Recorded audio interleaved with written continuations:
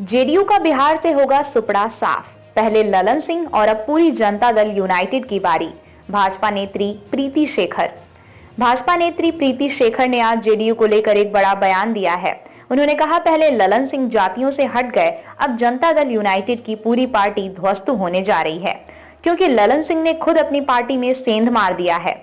इतना ही नहीं, प्रीति शेखर ने यह भी कहा कि ललन सिंह तेजस्वी यादव को मुख्यमंत्री बनाना चाहते हैं, जिसकी भनक नीतीश कुमार को लग गई थी। शायद इस कारण से ललन सिंह को हटाया गया है। अब देखने वाली बात यह होगी कि इस राजनीतिक उठापटक में कौन बाजी मारता है।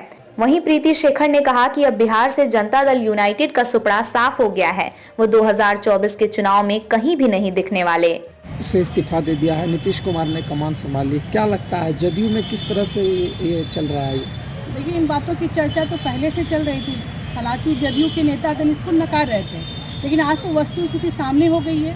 और ये इन सभी चीज़ों के पीछे एक ही कारण है कि जदयू में आंतरिक कलह है, आंतरिक गुटबाजी है, और वहाँ पर जल्द से जल्द अपने आप को बड़ा बनाने की होड़ है। और उस होड़ में नीतीश जी को ही उनके दल के लोग पीछे छोड़ते नजर आ रहे हैं। शायद यही कारण था कि जब नीतीश जी को आभास हुआ, जैसा कि बहुत समाचार पत्रों में भी और न्यूज़ चैनलों में भी खबरें चल रही थी कि ललन जी के करीबी मंत्री के तरफ से 11 माननीय विधायकों के साथ बैठक चली और उस पर कई सारी मंत्रणा हुई, और उसको लेकर नीतीश जी नाराज़ हो गए, और तब जाकर के उनको राष्ट्रीय अध्यक्ष से उनको हटाया गया।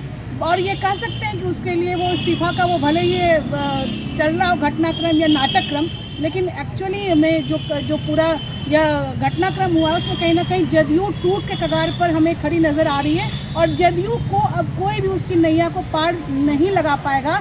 खुद नीतीश जी भी अब अपनी नाव को स्वयं ही डुबोने में लगे।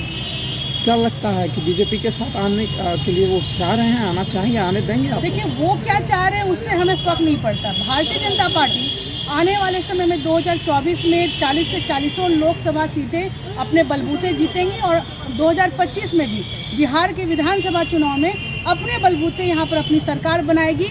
नीतीश जी को क्या करना है ये उनका मैटर, लेकिन भारतीय जनता पार्टी को जदयू की कोई दरकार नहीं।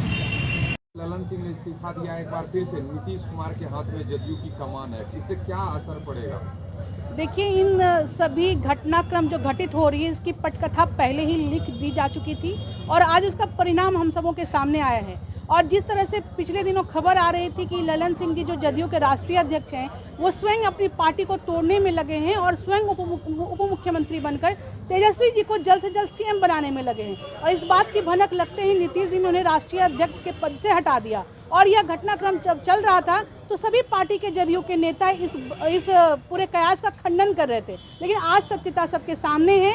आज ललन जी का पद हटा है, कल बिहार से जदयू हटेगा, जदयू की पार्टी हटेगी, और स्वयं नीतीश जी का नामो निशान बिहार से मिट जाएगा, क्योंकि वो जनता का विश्वास खो चुके हैं।